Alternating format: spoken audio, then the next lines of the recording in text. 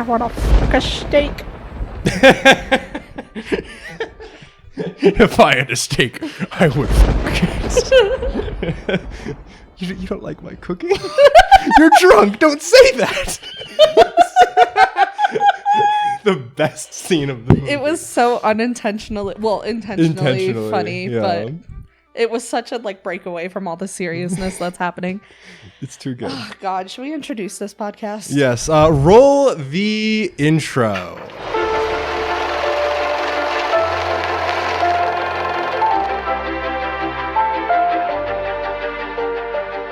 Yar hardy and sea shanties, welcome back to the Cinephiles podcast, because I can talk. If you're a visual viewer today, you may notice that we have two cameras. We're in black and white and square. It's because it's stylistic. No That's why. Yeah. No cameras broke today. No, nothing. And if you're an audio viewer, everything is perfectly normal, and we've had no technical difficulties today. So yes, we're back.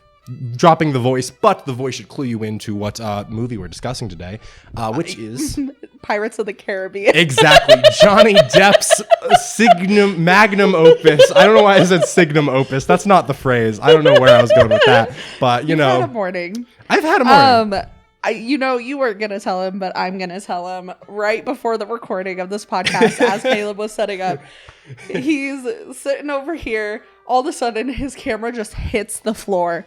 And I kind of look over, I'm like, oh my God. And Toby is like, did you just break your camera? And Caleb's like, no. And he picks it up.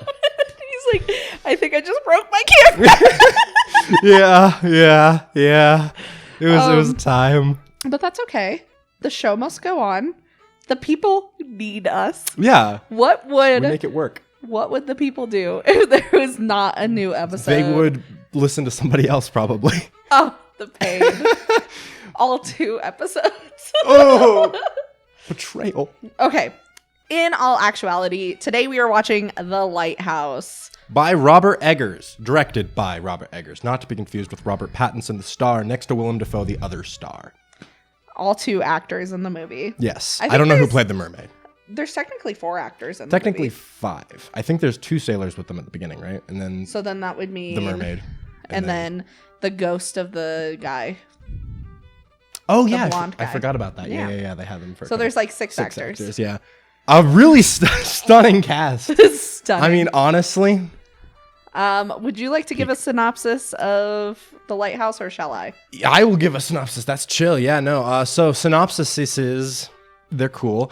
Basically, this film is about 2 sailors who go out to tend to a lighthouse in the middle of the ocean in like 1880 or 1860 or so. 1890. And they're just chilling. They're kind of trapped out there. A storm comes in and they start going a little insane because, it's probably not fun being a lighthouse tendee. Period. Yeah. That's basically that's pretty much the gist of it. I think that's a good synopsis. It's like the Shining if it was in the 1800s and with 2 guys instead of just one. Mm-hmm. And also no one kills their wife. Yeah. So not like The Shining. I have to think about it. It's actually completely different than The Shining. There's just like the isolation and going crazy. That's basically it, actually. Yeah, it was a movie. That's for sure. A terrific movie. I'm already very fearful for this episode. I am quaking in my imaginary boots. I didn't hate it. Fuck you. I thought it was cool. I wrote in my notes that I feel like it could have been 24 minutes long. I disagree. Instead of the almost 2 hours that it was. I disagree. I think if it was 24 minutes, it would have just been like so forgettable. Yeah. It's because it goes on so long that you're like with them, you're losing your mind with them. Everything just kind of collapses. Even the structure of it, like even the sense of time for the viewer and the characters all falls apart. You're right. Like by the end of the movie, I don't know how far in the movie I am. I'm like, I don't know how long this is going. I don't know how long is left. The character's like, I don't know how long we've even been here. And I'm like, same. It's like, it's pulling us in. Yeah, but I felt that at the beginning of the movie when I paused it and I looked at Amber, my best friend, and was like, holy shit, we're only 30 minutes into the movie. I don't know. It hooks you. Where? from the beginning. I wrote in my notes at one point, I said, normally this is the type of movie that I would assume on first glance would bore the ever-living shit out of me, yet somehow this is the least bored I've been watching a movie in probably like the last like several months. I wrote in my notes, bored. I'm about to head out, guys. This is it. Welcome to the podcast. Hey. There were okay. To be fair, I liked it a lot more than I thought I was going to, and not just for the obvious reason I was going to love this movie. Yeah, which is of course Robert Pattinson, the king, if you will. No, he was great in it. His acting was phenomenal. I think one of the issues is I didn't turn on subtitles until almost an hour into the movie. Okay, yeah. And so it was really fucking hard for me to understand what they were saying. That makes sense, yeah. And so I think that could have something to do with why I was bored. But even after I had subtitles on, I still was like, what the fuck is going on? But also, I feel like that was a choice. Yeah. No, they didn't want you to know what was going on. And I left with a lot more questions than answers. After I finished watching it, I hated it. and then I stewed over it for a bit. And I read a couple articles and I was like, okay, I get it. Yeah. It's very that's my favorite type of like art house film, is the type. Like, I like very surrealist cinema. I like shit that is, like, so abstract and all over the place. And it's, like, it doesn't really follow traditional narrative structure. And it kind of just leaves you to be like, all right, interpret this as you will. This is an artist's expression of something. And you don't know. So fucking figure it out. Just, like, throws it at you. That. It does not let you, like, it doesn't give you anything. It just throws at your face. Yeah. I really like that here. I did not like that in Hereditary. Also pain. No, but, and here's why, and we're not talking about Hereditary today, but the thing that I didn't like about Hereditary is I felt like it was trying to follow a narrative structure. I actually wouldn't call Hereditary surrealist, personally. Okay. Yeah, I don't think it actually is the same. But it still left me with a shit ton of questions, whereas in this more, like, psychological thriller is what I would kind of call it. Like, yeah. It's okay to not have answers to your questions because that's not the point. Yeah. Like, the point is the journey. There's no, like, real climax of the movie because the whole movie is supposed to make you feel like you don't know what the fuck is going on. Yeah. No, I think it's definitely, or I'd say, yeah. It's basically, it's not meant to have a traditional, like, plot in the same sense that other things are. It's almost just like, I don't know. It's just it doesn't do things in a conventional way, but I think that works. For Hereditary, I'd say that's more of like a. I also don't think it's meant to be like solving your answers at the end exactly in the same way. But that's a story for another day. I guess we should probably not talk about Hereditary. However, I think since you brought up Robert Pattinson first, let's talk acting. I think that's like the best part of the movie. I mean, the acting was incredible. Yeah. There was at no point in the movie that I was dissatisfied with the acting. I mean, Robert Pattinson is one of the greatest actors of our generation. And Willem Dafoe. And also Willem Dafoe. They're like, they're so good together. Yeah. But they weren't, I mean, Willem Dafoe's not really our generation, you know what I mean? True. But he's a phenomenal, incredible actor. Oh, yeah. Robert Pattinson. I really didn't think we were going to get any shirtless scenes of Robert Pattinson. You got a lot more than that. We did. A lot more than that. And I was a big fan. We got some Robert Pattinson ass. It's great. It was glorious. It was glorious. Robert Pattinson beating off to a mermaid statue. Yeah. 4K. That just made me feel kind of sad. I was just like, oh, he's alone. It's like, oh, no. Yeah, quite tragic.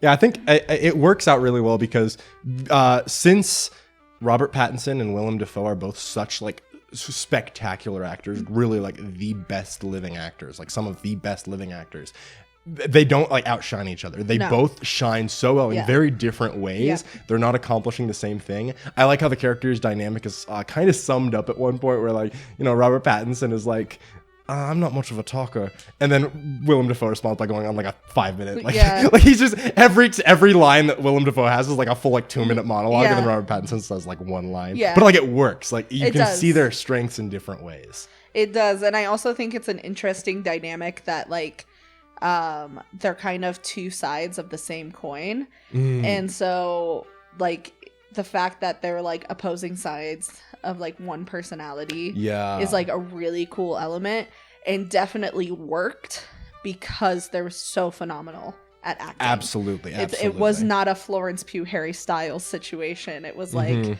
you know, I thought the acting was incredible. No, absolutely. The physicality. And the reason I think that well, not the reason, because obviously they're just terrific actors, but I think something that probably benefited them a lot was the set design. Because I think working on a Robert Eggers set and like working with such a meticulously crafted set where you're like in that setting, you are in that lighthouse. It's so detailed. It's so gorgeously built. Like oh my gosh, it looks so authentic. I can only imagine how awesome it must be to act in that environment where you're like just literally like there. You can be your character. You can really get into the role. I really liked it. I liked the like set design, as you were saying.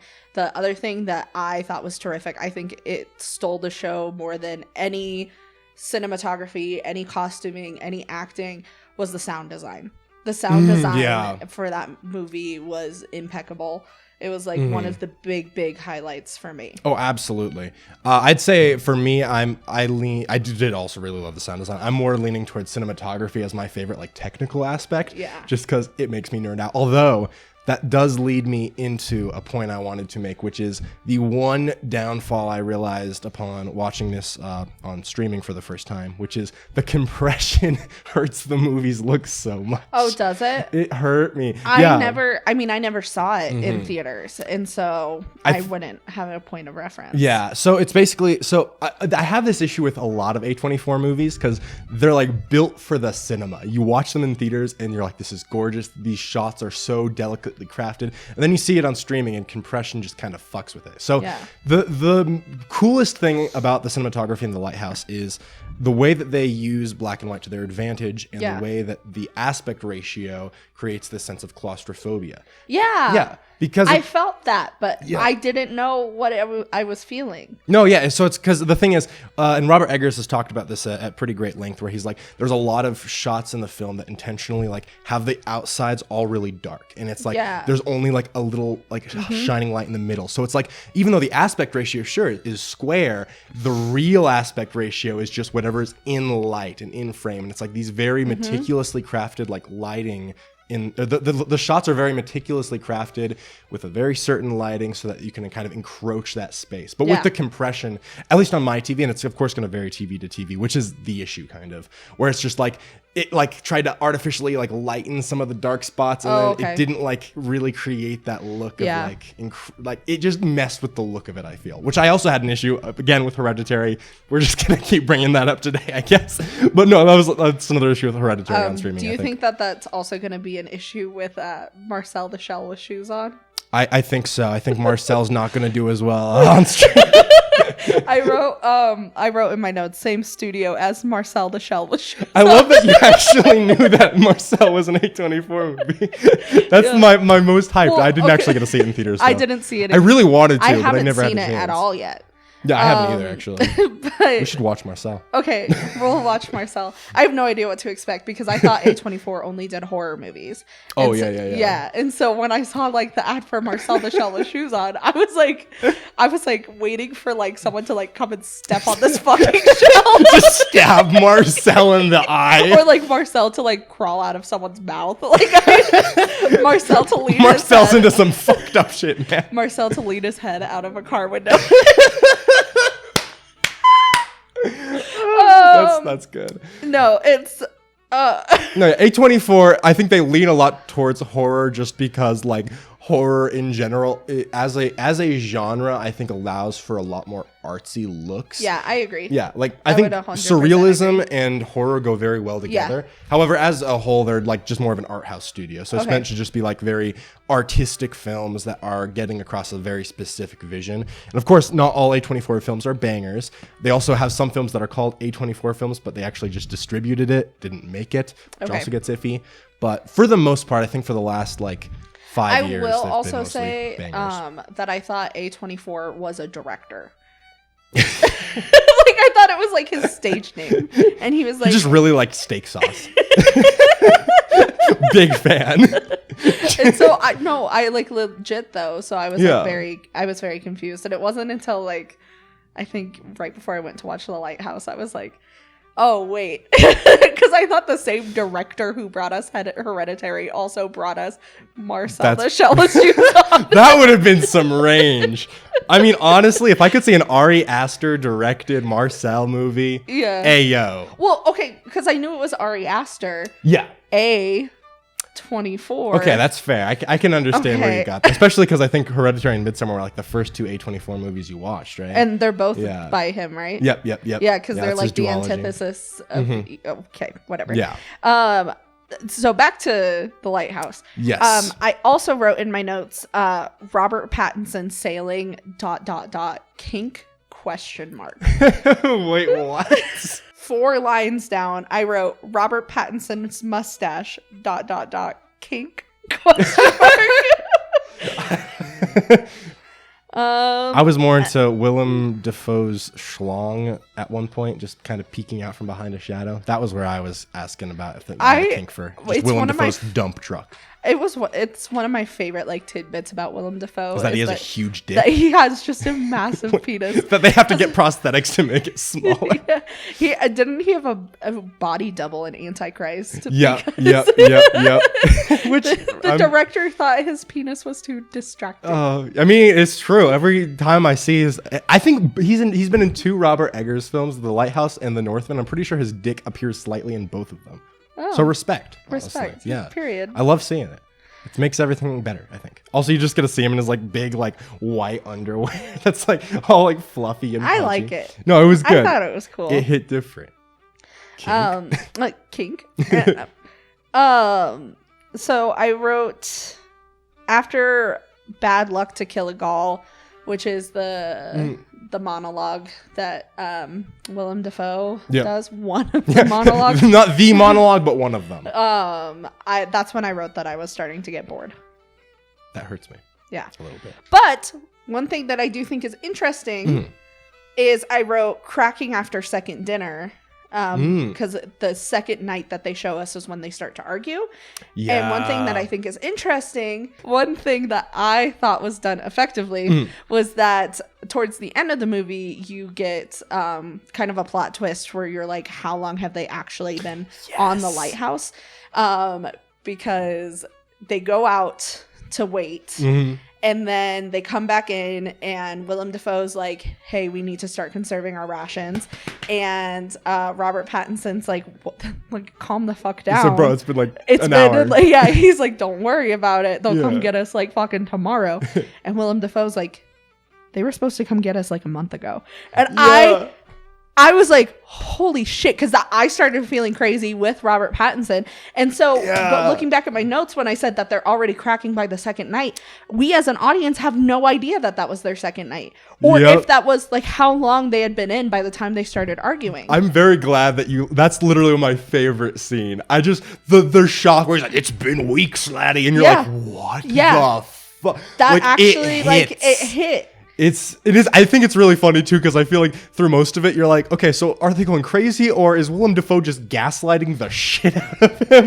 Where he's just this guy's like, you're crazy, laddie, or like when I love the bit towards like the end or like climax of the movie where it's like he's like smashing the rowboat, and then after they go inside, he's like, and you just smashed that rowboat back there. And you're like, bro, is he just fucking gaslighting him? Yeah, well, it's one of those things where it's like, which one of them, if not both of them, is the unreliable narrator. Yeah. And I thought that was super interesting. Honestly, it's just like two people out at sea losing their minds. Trust them. Yeah. And so you also learn throughout the movie that Willem Dafoe's previous assistant also went crazy. And so then it becomes a question of, is he making his assistants go crazy, or is something else happening?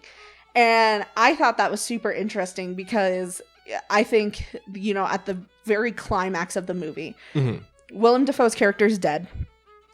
He finally gets the keys to the lighthouse. He goes up. We as an audience never see what's in the lighthouse. Yeah. We never see it. And as far as any of us are concerned, it's just light, right? And so it begs the question, is there something up there that is just up to our imaginations? Or what I would prefer for it to be is, you know, Robert Pattinson's character this entire time has been so desperately trying to figure out what's up there that when he gets up there and realizes it's literally just a light, it's like his ending breaking moment. Yeah. He's like completely broken because of it.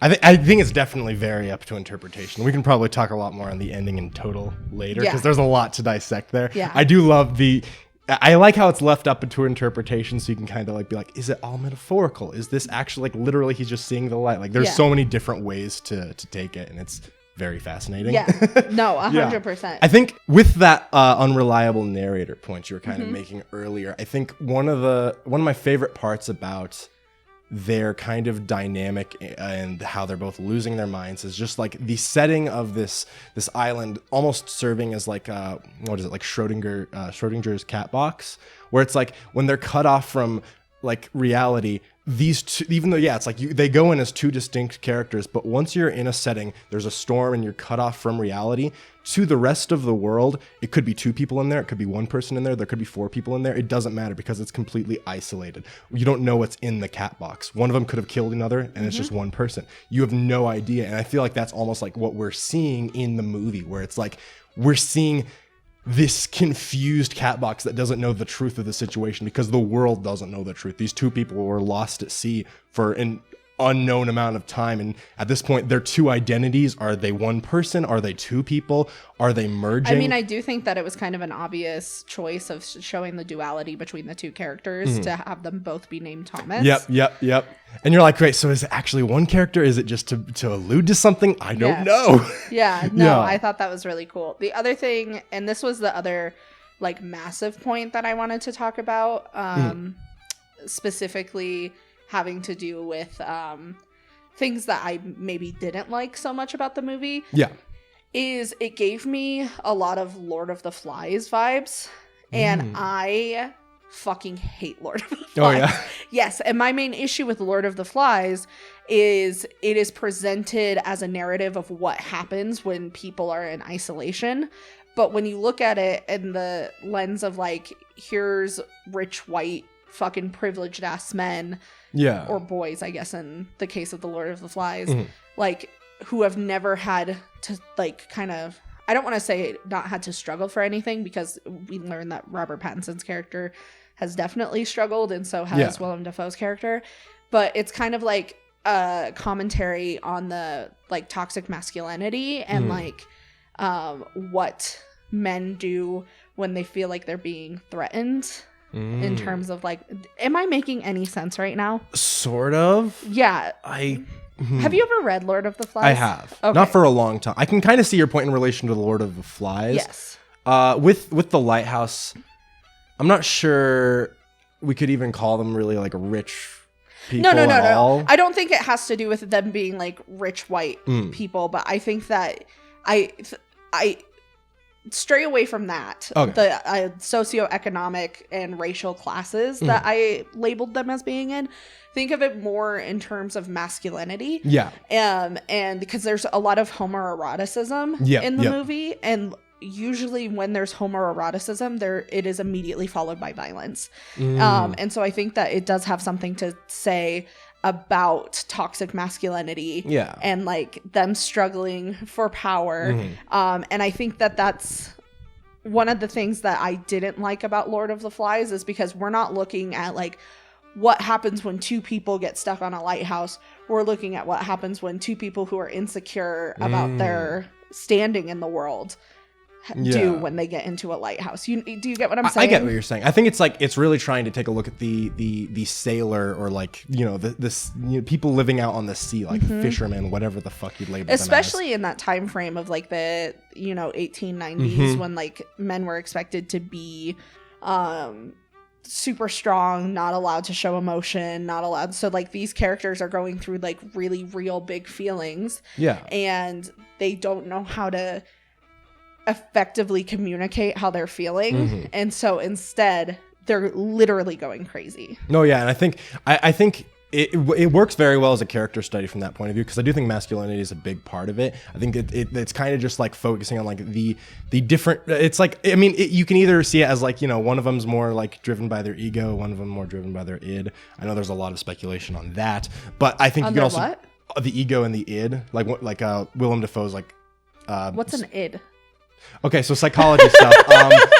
I think so. Yeah, basically, it's just like in psychology, we have like different parts of our sense of self. The ego is like our like kind of it's like our set like rules and boundaries, like who we are, what we have to like follow, and what we adhere to. Whereas the id is more like your desires and like your very primitive, instinctual, like carnal kind of things. And I feel like there's a lot of speculation that if they are the same person, for example, that maybe it's like Willem Dafoe's character is representing the id, whereas Robert Pattinson's is more representing the ego. And I'm, of course, doing a very bad job explaining the ego in it. I know that people who are very well versed in psychology will yell at me. I'm sorry. But that, yeah, so I think, it kind of takes a look at that, whether it's one person or they're two different people, two different sailors responding to the same situation. There are those power struggles there when something's being held from you. And I think in general, it kind of takes a look at like the position they're in that situation and the way that they're kind of being exploited. Because it's like they're being sent out to this horrible place doing the job no one else wants to do. Robert Pattinson's been struggling all his life just to like find a place to like live and like be done with everything. They're going through horrible working conditions. They're stuck in alone. There's clearly no care being given to their mental health, and that's why this all happens. And I think it's in general just kind of taking a look in that time frame at like who these like sailors were, who these workers were, and kind of just like exploring them through that lens, whether it be one person or multiple people, because I think there were a lot of problems that arose from that. I think a lot of our modern day views of masculinity derived from a lot of work culture back then as well. And I think this is a great example of that. Sea shanties and whatnot. Yeah. Yeah. And on that note, I do actually want to just like reference one single quote from the film that I think further kind of speaks a little bit on the kind of exploitative nature of their job, occupation, what have you. At one point, and I can't remember which character says this, I'm pretty sure it's Willem Dafoe's character. It's drink keeps sailors happy, calm, agreeable, stupid. And I was like, shit, dude. And it's like it's actually both of them. So they're like going back and forth. No, I don't think it's back and forth. I think Willem Dafoe's character makes them agreeable, blah blah blah, and then Robert Pattinson's character goes stupid. Yes. That's an excellent point. I think it wasn't as big of an ick for me as I thought it was going to be. Mainly, I think my main issue with the whole movie is, you're absolutely correct. It's beautiful. It's gorgeous. I'm really glad I watched it. I will never need to watch it again. It is not a repeat. I am not going to like sit down on a Friday night and be like, you know what I want to watch? I don't know. I feel like it hits different on rewatch. That's like these types of movies that leave so much up to interpretation. It's like each rewatch you can see it through a completely different lens, and it's like you get a different experience every time. And I'm like, ooh. Yeah, okay, I could kind of see that, but I also feel like it's kind of like The Sixth Sense, where like once you find out that he's like been dead the whole time, it's like strongly disagree actually, because I do think that's a huge problem with The Sixth Sense, where it's like after that point everything, so you can repiece it together. So maybe like one more viewing you can like see where it all does, but then it's like what's the point after that? But with this, because nothing is clearly explicitly given, it's like there's not really a explicit twist. It's all completely left up to your interpretation. Because of that, I think on repeat viewings, because you've seen it before, you can maybe pick up on different things or see things through a different interpretation or follow the string of scenes and sequences in a different way. However, I don't think you can really be spoiled, because there's not a definitive like truth at the end that's gonna like work as a cipher to give you like what these scenes mean, At least that's how I feel. Yeah, that's fair. I just thought it was too boring to watch again. Because ultimately, I mean, there's no real action. There's like maybe 5 minutes of like actual. Yeah, who needs action though? I do.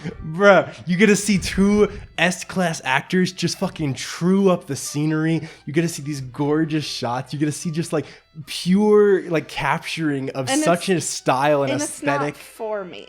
That's also fair. But to call it boring. No, I thought it was boring. Okay, but what about the comedy? The comedy was really funny once I actually knew what they were saying. That's fair, yeah. I thought the comedy was pretty good.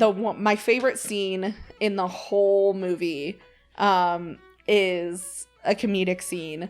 And it's when it's the first time that Robert Pattinson's character gets drunk and he tells Willem Dafoe he doesn't like his cooking and that he wants to fuck a steak. Like, he's like, if I had a steak right now, I would fuck it. And I was like, period, queen. But then Willem Dafoe gets like really angry and he's like, say you like my cooking. You like my lobster. I saw you eat my lobster. It's fine. And then like Robert Pattinson's character gets like weirdly mad about it and he's like I don't have to say a goddamn thing.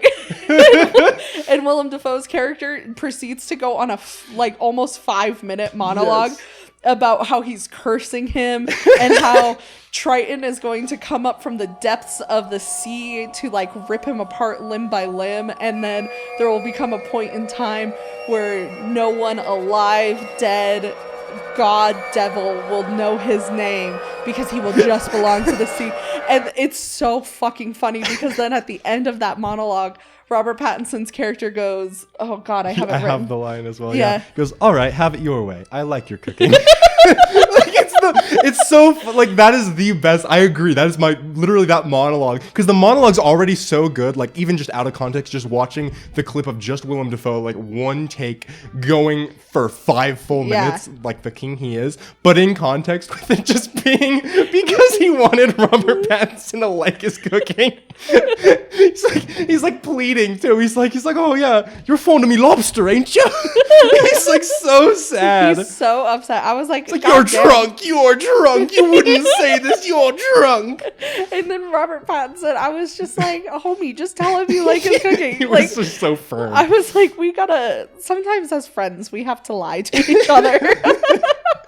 It's just, I love how they work with like the comedy and the horror, because comedy and horror already go together so well. But this is a very distinct brand of comedy that works with this very distinct brand of horror very well, because it's all capturing this 1890s sailor lighthouse keeper vibe, sea shanty shit. That's a kind of alliterative Take word. A shot every time that Caleb says sea shanties in this episode. Sea shanties. That's like the phrase that comes to mind, because it's a yarg harg and a bottle of rum, the thing. And it's like one of the things that kind of goes to show that is how much fucking Willem Dafoe farts in this movie. Oh yeah. And I think it was really funny when Robert Pattinson finally like loses his mind over Willem Dafoe's farting. Yes. It's like, bro, he may just have some IBS. Like, leave him alone. But it like fits with that whole like sailor aesthetic too, where it's just like, it's very like a lot of that comedy is very I guess kind of like, I don't know what potty humor is that. I don't know how you'd like describe, where it's just like very like kind of like, oh yeah, I fucking farted, bro. I would put it as like low hanging fruit, like comedy. Low hanging fruit, yeah. It's just like farts and complex burps and like the kind of things that like sailors around that time would be like all joking about, because that's what they have to joke about. Right. And it's I think because they utilize that in such a way, it just makes it really funny. And then you can also keep a fart counter of how many times Willem Dafoe farts. It didn't even bug me. Like I didn't even think it was that excessive. Watching it, and then Robert Pattinson loses his mind over it, and I was like, God damn your farts! And I was like, it's really okay. Like it'll be fine. Even when he like goes in bed to like try to kill him, and then he rolls him over, and then he just like farts. Yeah, it's so funny. I don't normally laugh at fart jokes, but this movie got me. I ain't gonna lie. Willem Dafoe can make it funny. We do need to talk about the mermaid. Yeah. The mermaid genitalia. The mermaid genitalia. So before I saw this movie, Caleb made a really big point about the mermaid vagina. And he was like, just wait until you peep that mermaid vagina. And for those of you who haven't, we literally can't put a picture up of it. Yeah, I wish I could, but I can't. So. We can't. So for those of you who, Google it. Like, it'll be Google fine. it, yeah. If you're over the age of 18, Google it. Yeah. But it's massive. It's got some it's a fucking volume. Huge, yeah. And it was not in the movie for like longer than like 2 seconds. Yeah, although the mermaid themselves appeared quite a bit. Yeah. I mean, the idea of yeah. mermaids popped up a lot, and then it raises the question when he finds the mermaid for the first time if she was ever there, or if it was just like a fish caught up in a like. I would argue that there was no mermaid. Oh, absolutely. No, yeah, no. I think it's because it's like, they're losing their mind, and the most common theory of how mermaids came to be is that sailors were fucking horny and they needed something, and they came up with that. Yeah. Going crazy. And so I thought it was really like interesting because when I heard that Robert Pattinson's character has sex with a mermaid with a human accurate, if not large, vagina, I did not realize that it was going to be like him in like a shed masturbating, trying to come up with images to make himself finish. And so he's like having sex with the mermaid in his mind, and then it's like pops up as Dafoe's face, and then he's like picturing himself drowning, and then he's like drowning under logs and like all of this shit. And then he gets too frustrated to actually finish, and he just is like, "Fuck it, I'm done." I loved it. Because I think the drowning thing popped up a couple times. I can't really remember, but I know at least one of the times that he's like drowning, and it like is like cutting back and forth between like him and the mermaid or whatever, and like each time it cuts back to him, he's like drowning more and more. And then what I love about that is then he like wakes up and there's like these drops of water like hitting his head, and I'm like, ooh, just like a subtle little detail like that, but it just like hits for me, because it's like, yes, you can like take the more metaphorical or try to interpret the abstract imagery here, or you could be like, well, he just came up with that because the water was hitting him, or both. Like, there's so many different ways to take it, and it's so like meticulously put together. Like, there's not everything has so much thought put into it. Nothing is like without purpose. Like, there's just so much jammed into everything. Yeah, at one point I had to Google it because I didn't know what they were drinking, but at one point they're drinking kerosene. Yeah. It's just to get drunk. Yeah, they're like, oh, we're out of alcohol. Well, time to drink kerosene. Always a good idea. Don't do that at home, kids. Actually, I don't want to get sued by the people who would sue me. I don't know. No, it's. No, I thought it was really, really funny. Oh yeah. It's just it's hilarious. It's honestly works sometimes even better as a comedy than a horror. I ain't gonna lie.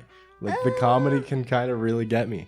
I don't know. It was hilarious. For me personally, I laughed out loud a lot. I LOL'd. I LOL'd probably 20 different times watching this.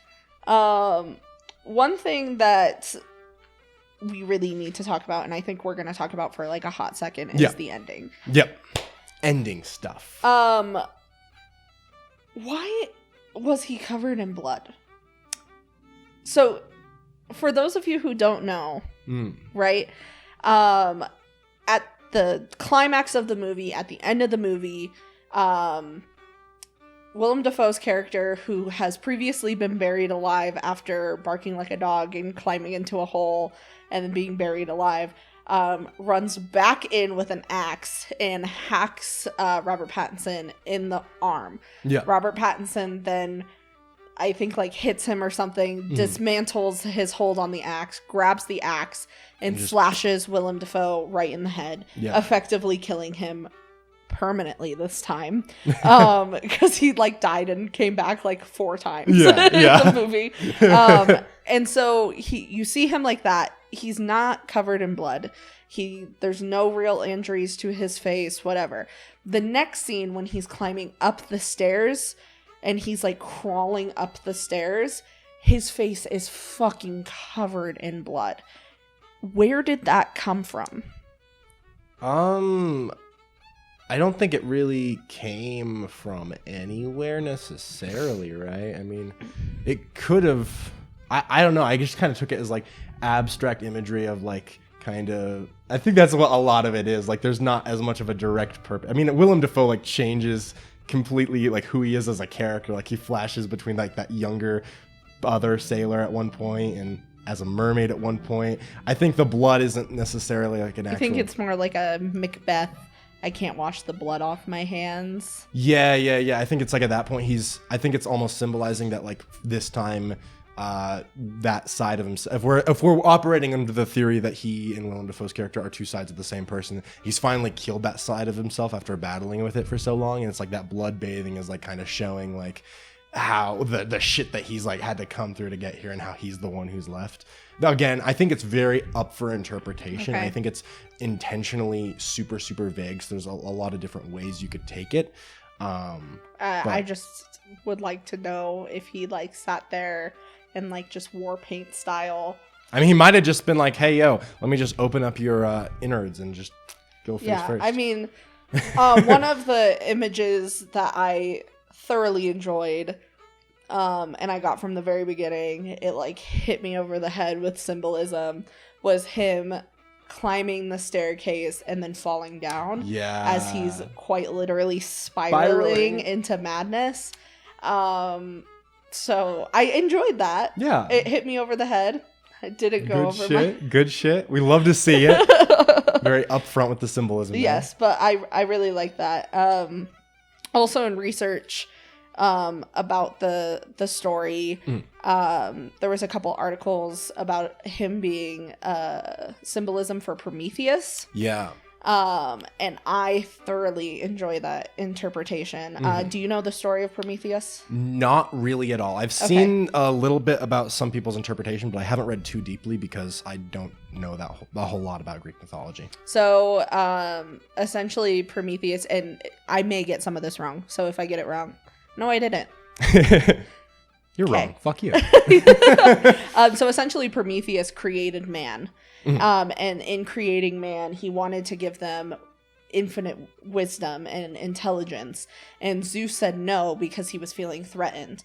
And so what Prometheus did was he went to Mount Olympus and stole fire and gave the humans fire. And in doing so, he enraged Zeus so much that his punishment was to live eternally strapped to a tree and a crow would come and eat his liver every single day. And every day his liver would grow back. And then every day a crow would come and eat his liver.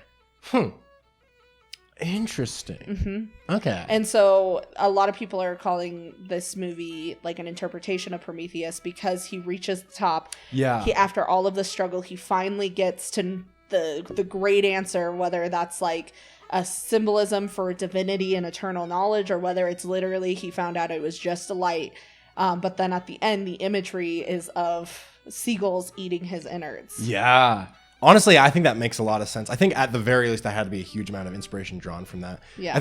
I also think a lot of these films, and I feel like this film as well, is written with like multiple different, I guess, narratives or interpretations in mind. 100%. Like I think I do honestly think that's probably like super intentional. I think that's absolutely intended. Yeah, and I don't think like, especially when things are loosely based off of old stories, especially, you know, mythology or like Shakespeare plays or anything, I don't think that needs to be a continuous theme throughout the whole movie. I think that you can just add like inspiration sporadically, unless you're like trying to make a remake, you know what I'm saying? 100%. Yeah, you can like kind of mimic it off that, or like be like, oh, what if we did this but in a different setting? Right. I know Robert Eggers has talked a lot about how really he feels like the core themes and thesis of the movie are just about identity, and that was like very early on in like the writing process. They kind of started, they didn't know what it was at first, and as soon as one of them had the idea to have them both share the name Thomas, that's when it like sparked, and he was like, this is going to be about identity, that's what we're going to be writing this about,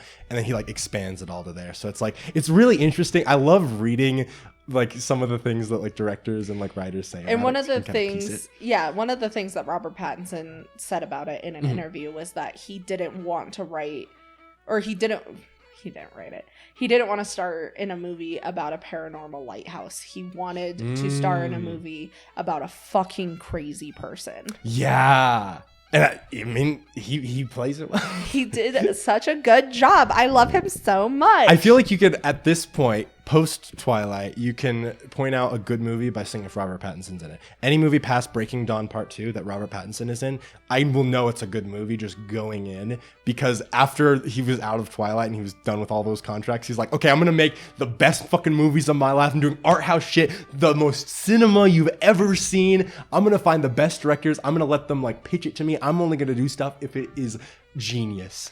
And that's why he's my metric for if something's good. I cannot believe you were the first person to bring up Twilight in this episode. Full of surprises. Although it was to shit on it, kind of, indirectly. Could you imagine, like, right now, I just, like, pull out another binder, and it's, like, comparisons between The Lighthouse and Twilight. I'm like, actually, we're going for another hour. No, I was actually really surprised about how much I did not think about Twilight while watching this movie. Hey, I mean, he plays very different. I mean, yeah, he did such a fucking good job, and I love him so much, and I just want to give him a little kiss on the forehead. Honestly. And tell him that I'm proud of him. Such a terrific actor. But also, Twilight, the first one, the first one specifically, directed by my queen, Catherine Hardwicke. Love her. Is a little bit art housey. Yeah. It's more indie, it's more art housey, and that's why I believe it is the best of the franchise. I am in complete agreement. It is not, once they hit New Moon, and I think that the director who did New Moon did a good job, because I could be totally wrong here. So Catherine Hardwicke only did the first movie, and then I think the second director only did the second movie, and then they got a different director for the last three.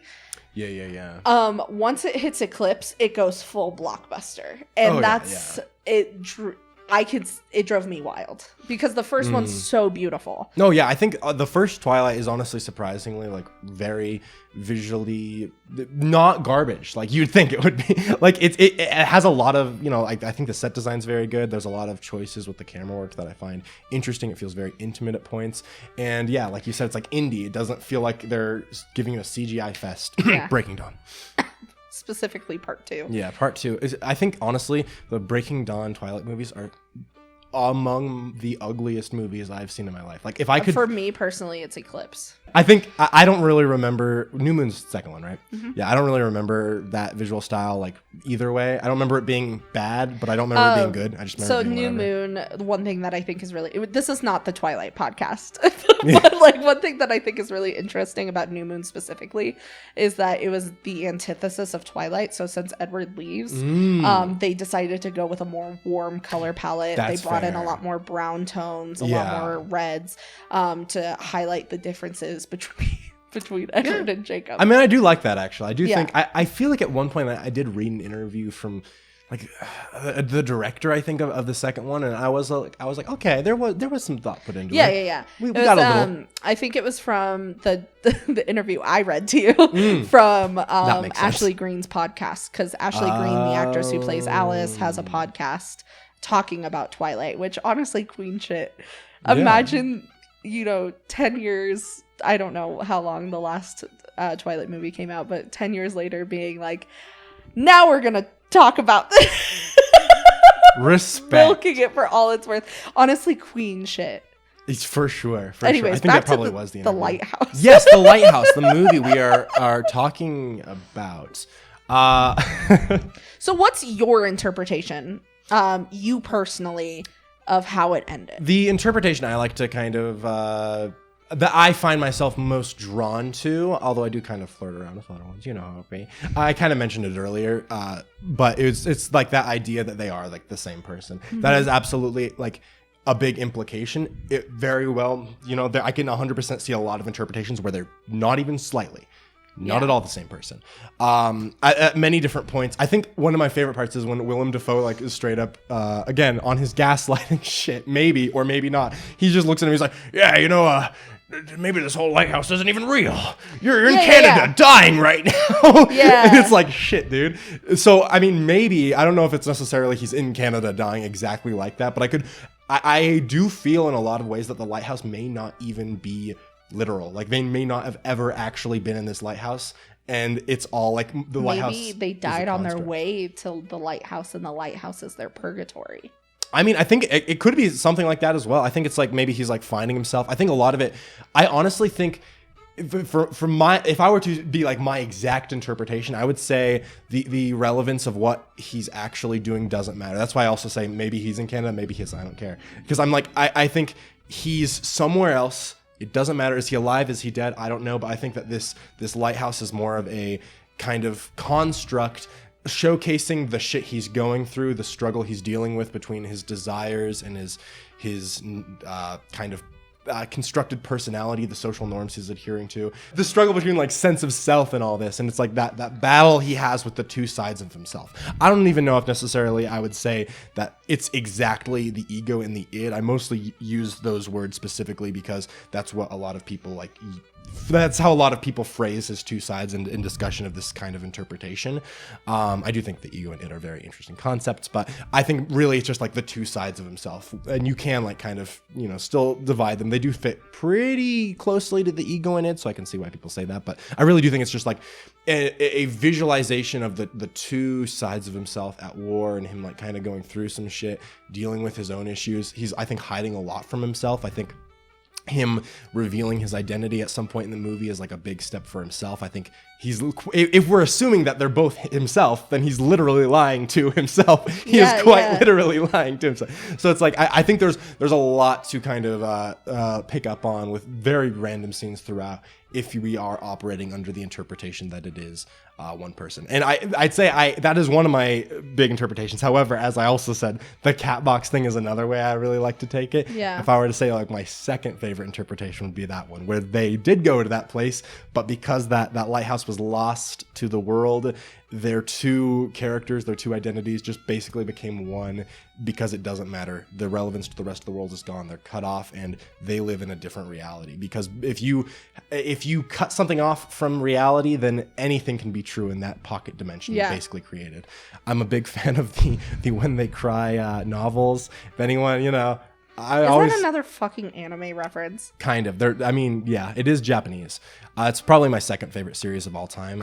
Human Echo, Higurashi, Sekonya.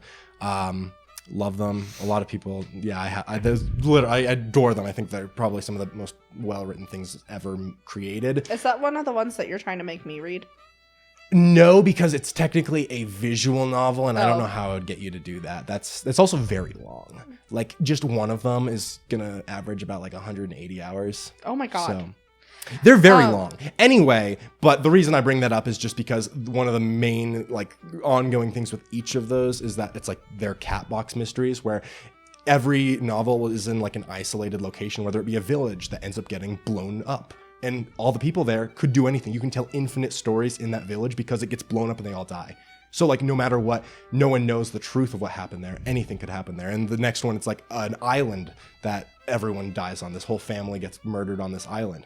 What's the truth? No one was there. No one can know. So you can write infinite amount of stories that happen on this island, and they're all equally true. And I think this kind of ties into that same thing where like these two characters could be anything. Anything could happen. Once the storm hits, they're separated from the rules of reality. Yeah. Like fucking physics and logic sense, they don't matter anymore because they are not of this world anymore. They're in their own world. I personally, and it could be because it was just my first viewing, or it could be of who I am as a person. I took a more literal viewing of the movie. And so it may just be surface level. But like the way that I viewed it was that they're two separate people fighting because they don't have anyone else to talk to. And so I think that's kind of leads into like the homoeroticism where they're like trying to navigate being two people who only have each other, and inevitably they end up competing for the dominance of the situation. Humans by nature are very curious creatures. Robert Pattinson really wants to know what's in the top of the lighthouse, and Willem Dafoe feels threatened by that. They start fighting. He now dies. And then as he's continuously going crazy, once he realizes that the light is just a light, he is just like, fuck it, I'm just gonna die. Because like there's no point.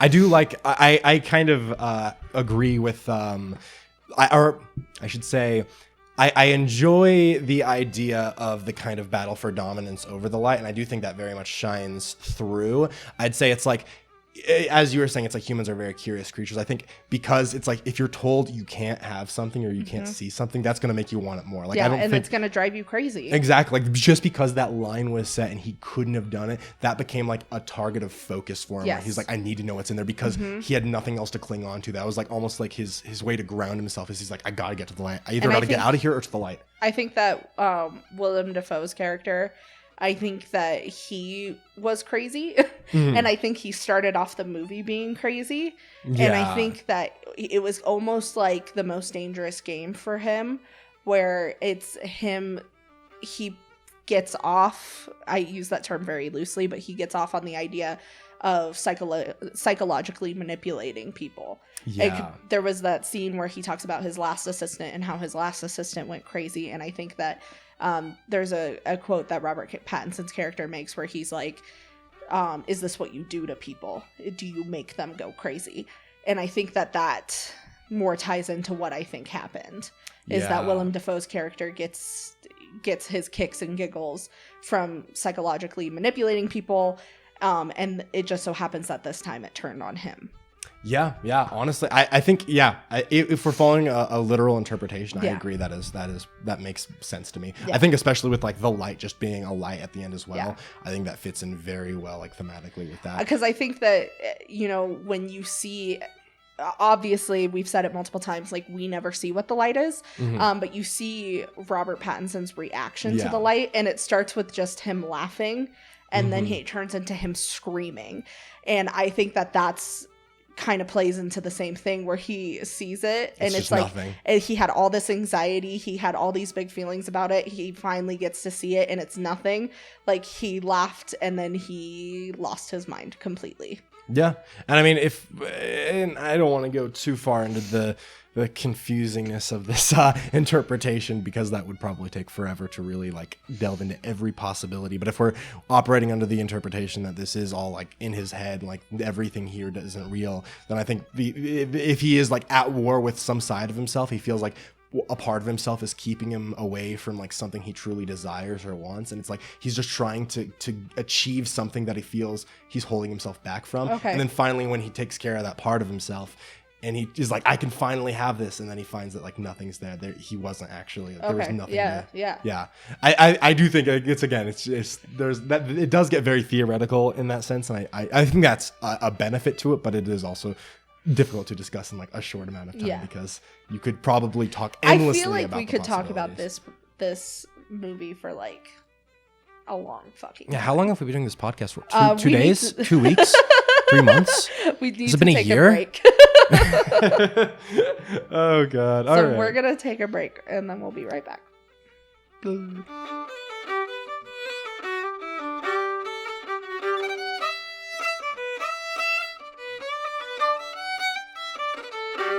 And we're back. That was a nice little 10 seconds of music. Did you enjoy it? Did it tickle your fancy?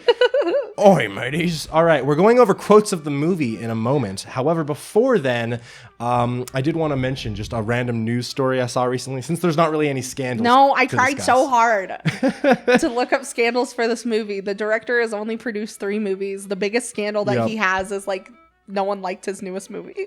What? His newest movie was pretty good. Yeah, people were disappointed by his newest movie, The Northman. But no, and then Robert Pattinson, our unproblematic king, who's just fucking weird. It's just a little strange. That's about it. But I love him. And then like Willem Dafoe, his biggest scandal is like he has a huge penis. Like, which, I mean, if you're gonna have a scandal, I guess respect. Yeah. So there was no scandal. So please tell us your news. Yeah. So it's not really scandally, but I just found it funny because it was pretty recent that it came out, and it was just that Anya Taylor-Joy. We love her. You know her? Yeah, pretty I know well. her. You don't like her? She gives me the ick a little bit. Really? Yeah. That hurts me a little bit. She's one of my favorite actresses. Fine. Like, I think I just haven't seen her in enough things, but her face bugs me.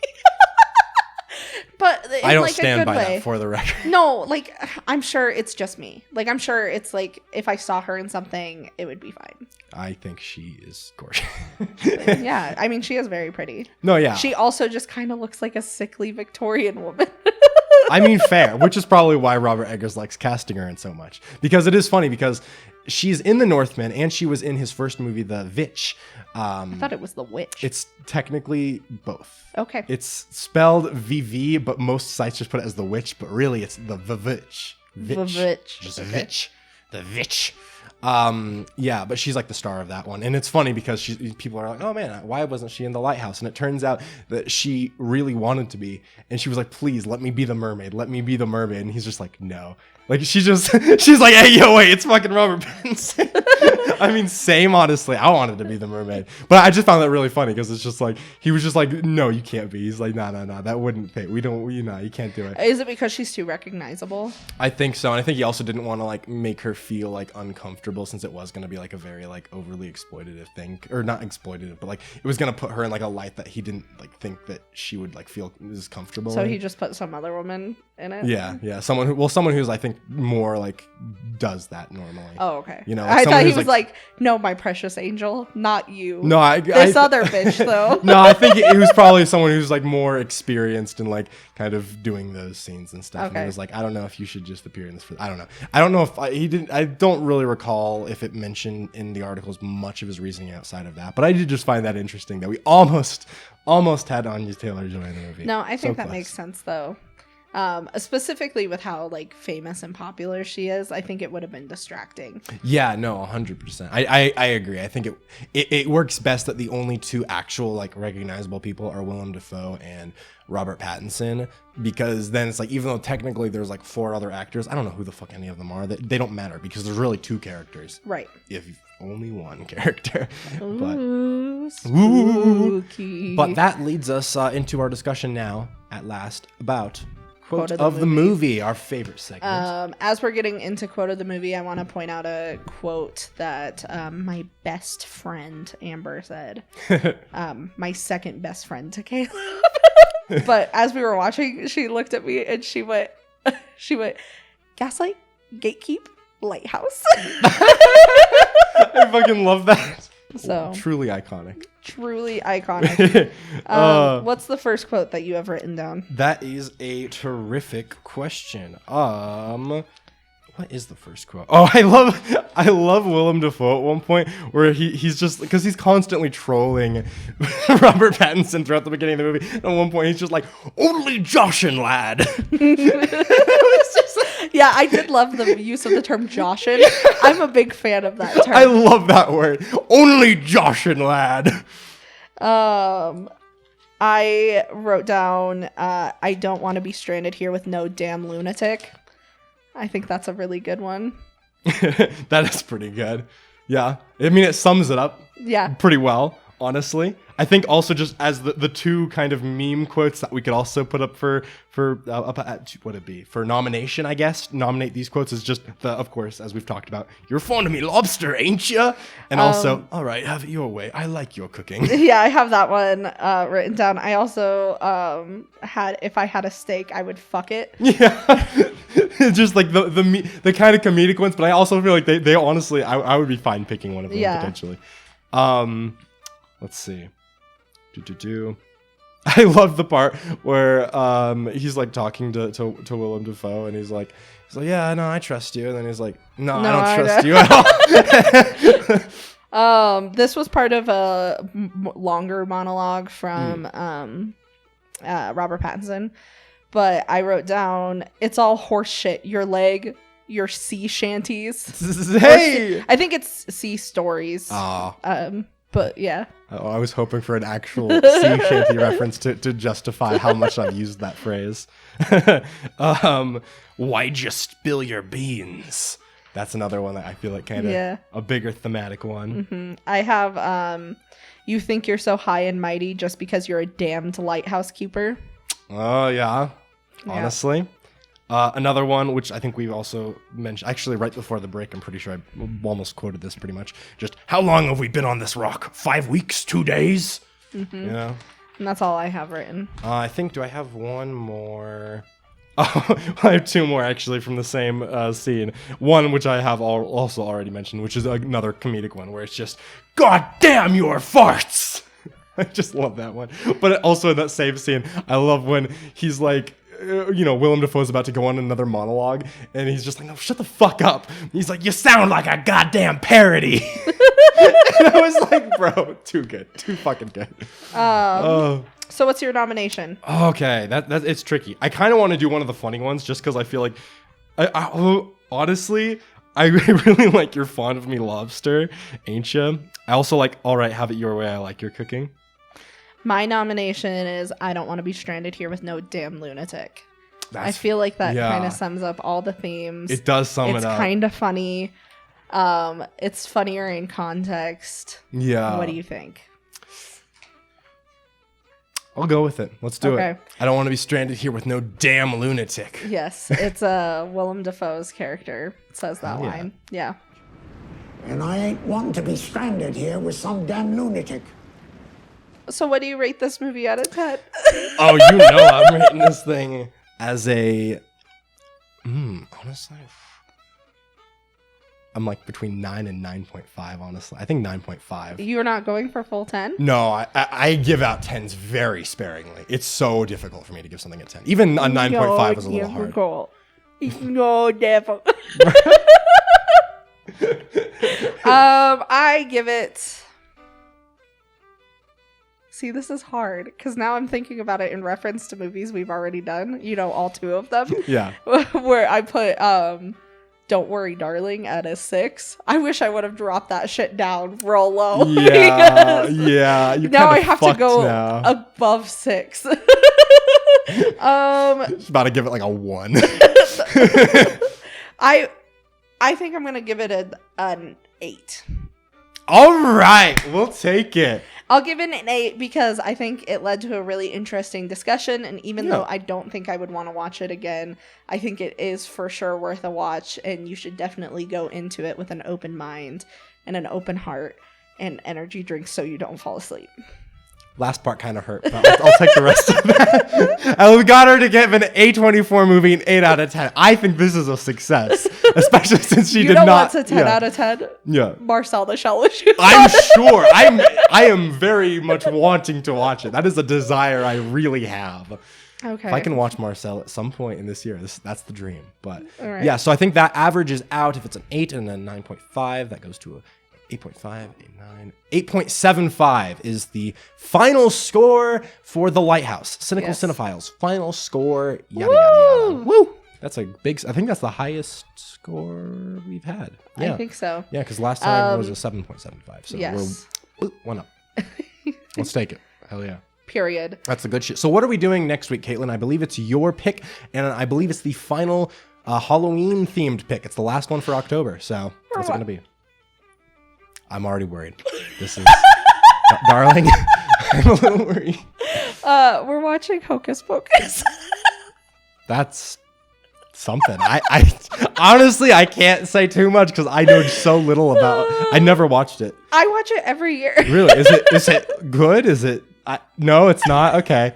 I know that everyone's angry about Hocus Pocus 2 yeah, or whatever. That's because all the white moms are like, the witches are going to They're using real spells. Yes. No, I think it's a very nostalgic movie, and I think it's going to lead to an interesting discourse because I watched this movie as a kid and you did not. So I think it's a really good movie because I have a lot of nostalgia attached to it. But as for someone who doesn't have that nostalgia, I'm interested to see what you think about it. It's just fun. It's a kid's movie. It's going to be a good time. You will survive. I promise. We'll see. I'm worried. I can't. I don't have too many preconceived notions, so I wouldn't say I'm going in too cynical. Yeah. So I don't know. And I would like to make it abundantly clear that we're only doing the first Hocus Pocus. We are not covering Hocus Pocus 2. Maybe next year we'll do Hocus Pocus 2 when no one cares about it anymore. Yeah. After the drama's actually dead. Yeah. But we're gonna do the first Hocus Pocus. Because we don't do sequels. Yeah, we're not a believer in sequels until we break that rule in 2 weeks. What are we watching? The Enola Holmes 2? Enola Holmes 2! Let's go! They haven't even seen us talk about Enola Holmes. That makes it even funnier.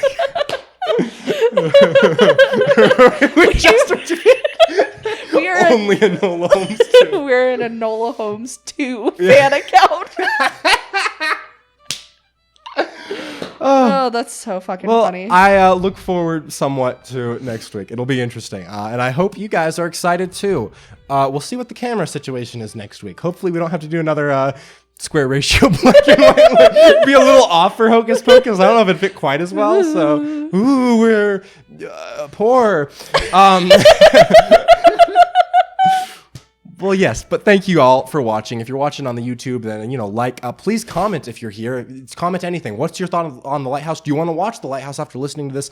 We need more comment engagement. That's the one analytic we're lacking currently. So if you could comment, that'd be helpful. If not, that's also fine. But also thank you for everyone who has subscribed and watched and shared. I don't want to thank you, actually, because you're not commenting. So it's kind of like, what's the point, really? But I think we should thank them because we're a brand new podcast. We have 2 episodes out. And people seem to be liking it. Although, how do we know that they're liking it? Because they're not fucking commenting. Exactly. Just say anything. Say, that you would like to have copious amounts of sexual relations with Robert Pattinson. Even that's fine. I'll approve the comment when YouTube inevitably flags it for being weird. I'll approve it. Don't worry. I got you. I'm on your side. Period. I'm in agreement. I'll heart it, too. Anyway, with that long-winded kind of outro, that's basically all we have. So we will see you next week. Bye, guys. Bye. I'm gonna fuck a steak.